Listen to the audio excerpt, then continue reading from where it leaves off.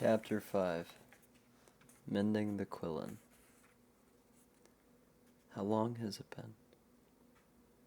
It's just now dawn. Do you think he's going to be alright? I'm not sure, Valoria. He doesn't look good. A brief silence.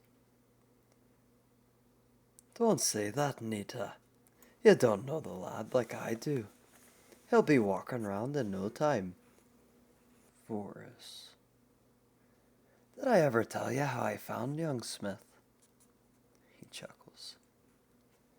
This lad survived a jump off of Mount Lyria. I never even asked the lad what happened before that, but you can only imagine. All I know is he worked in the mines, and he's missing a bloody arm. Whatever happened to him was bad enough to haunt his dreams. I hear him squirming and mumbling in his sleep. Most mornings I gotta wake the laddie before he puts a hole through me wall. Point is, young Smith here is a fighter. He'll be just fine. Won't you, lad? Mount Lyria. I open my left eye to see Vorus smiling down at me. Ho, there you are, young Smith. His eyes light up. I knew you were fine. He's awake? Nita exclaims. Course he is. I told you he wouldn't quit. It's dimly lit and smells vaguely of mint and other sweet aromas. I think I'm in Nita's house. Everyone is staring down at me now, including a young girl I don't recognize. Is this who saved me? She can't be much older than I am. Maybe a handful of years. She has dark brown hair and black eyes deeper than the abyss. Her energy is mystical and as thick as a cloud.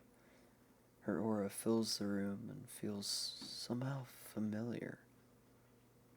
How did she fend off that man? Thank you. Our eyes lock. Have we met before? She smiles, and I can feel my spirit being raised from my body. I'm glad I helped. I'm Valoria.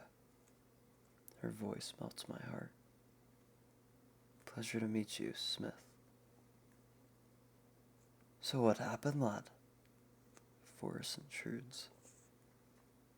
I was attacked. Well, we know that much, laddie. A man said I had witchcraft. I take small breaths in between words. All three of them exhale deeply. Well, that's not good, Valoria states. You don't say, lass. You didn't say anything, did you, Smith? Nita asks frantically. No. I still think this calls for concern, whether he said anything or not, Valoria blurts out. The fact of the matter is, we're all in danger, even more so than we thought. It's come to the point in this village where someone would attack a man half their age in broad daylight, nonetheless. Silence. We're all in danger? Why would she say that? Forrest included? Look at what he did to Smith. And by now, that man has probably rounded up an angry mob, especially since I threw some of my smoke bombs at him. He ran off screaming about black magic. Valoria snickers. These Catholics cloud their minds with ignorance and hatred. Anything unknown to them is labeled witchcraft and a sin to their God. Then they wonder why the plague smites them. They pray for their lives instead of even attempting to find a cure.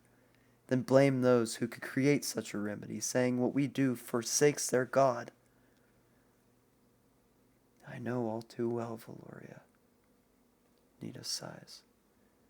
They stop our progression of knowledge through their manipulative teachings. If only they truly acted the way they make themselves out to be. But when you leave your messages up to interpretation instead of stating them clearly, it leaves room for man to corrupt and exploit. Aye, at least they tolerate the Smiths, but you can't help but take offense when the people you're slaving for give you the stink eye. So this is what I felt? This is why something felt off and strange about some of the customers? Do Catholics really think blacksmiths are people who perform witchcraft as well? I never knew about any of this. I've spent most of my life under a carved-out rock. If these beliefs have forced Nita into hiding, then why don't they attack Vorus? If me metal wasn't so valuable, they'd be after me too. I'm sure of it, Vorus growls. This is all me fault, lad. I should have told you how serious that arm of yours is. We should leave, Valoria shouts. Silence, yet again. It's only a matter of time now. I think I need to get back to Mother and prepare for a voyage. Where would we go, Valoria? Nita sounds panicked. East. You want us to gather up our lives and just leave? We'll only end up in the same scenario somewhere else. Nita starts pacing. Just east of Mount Lyria, Mother Gemini has heard of a foreign village. She said they're kind and honorable people who value our crafts, medicine, metal, and knowledge. You sound like you made up a fairy tale, lass, Forrest chuckles. Do you have any proof of this place? Ting. Valoria wields her dagger. The steel is like none other. The blade has a colored pattern across black metal. Its edge is so sharp I can see a shimmer of light reflecting off of the tip, and not a single scratch. It's been polished to perfection. It's beautiful, and the energy radiating off of it feels pure and strong. I can't believe me eyes, Forrest exaggerates. It's blinding.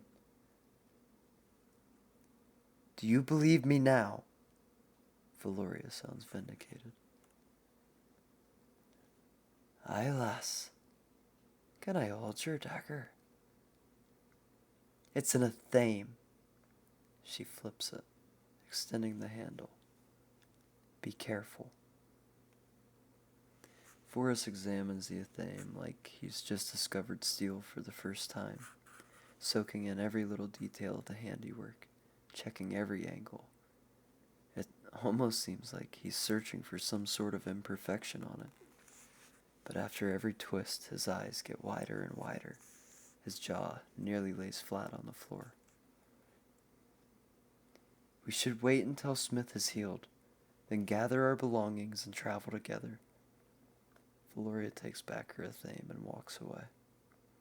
I will contact you after 3 nights. Reapply Mother's ointment to his wounds thrice daily. Please, stay safe. Clicking and sliding.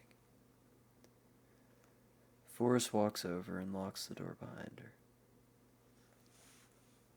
What do you think, Nita? He asks with uncertainty. I need to gather my thoughts. She sighs heavily. One thing is for certain. Smith needs to recover. Do you think you can carry him back to the cottage? Stick to the shadows. We wouldn't want to draw any more attention to ourselves than we already have. All right, lad. We gotta get you back home. Forrest looks at me and closes his eyes. I'll try to be easy.